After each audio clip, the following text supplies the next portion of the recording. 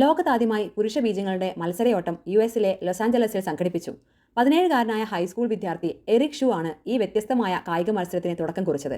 കഴിഞ്ഞ 50 വർഷങ്ങളിൽ ശരാശരി സ്പേം അഥവാ പുരുഷ ബീജത്തിന്റെ എണ്ണം പകുതിയായി കുറഞ്ഞുവെന്ന അവകാശവാദങ്ങൾ നിറഞ്ഞ സാമൂഹിക മാധ്യമ പോസ്റ്റുകളാണ് തന്നെ ഇതിനായി പ്രചോദിപ്പിച്ചത് എന്ന് എറിക് ഷൂ പറയുന്നു.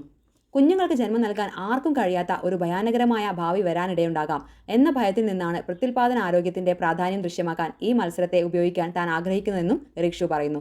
വനിതകളുടെ പ്രത്യുൽപാദന അവയവങ്ങളുടെ ആകൃതിയിൽ നിർമ്മിച്ച 8 ഇഞ്ച് നീളവും 2 മില്ലിമീറ്റർ വ്യാസവുമുള്ള റേസ് ട്രാക്കിലാണ് പുരുഷ ബീജങ്ങളെ ചലിപ്പിച്ചത്. റേസിനായി ഉപയോഗിച്ച ട്രാക്ക് മൈക്രോസ്കോപ്പിന്റെ സഹായത്തോടെ 100 മടങ്ങ് വലുതാക്കി അതിനെ തുടർന്ന് ക്യാമറയിൽ പകർത്തിയ ദൃശ്യങ്ങൾ 3D ആനിമേഷൻ സോഫ്റ്റ്വെയറിലേക്ക് മാറ്റിയ ശേഷമാണ് കാണികൾക്ക് സംപ്രേഷണം ചെയ്തു കൊടുത്തത്.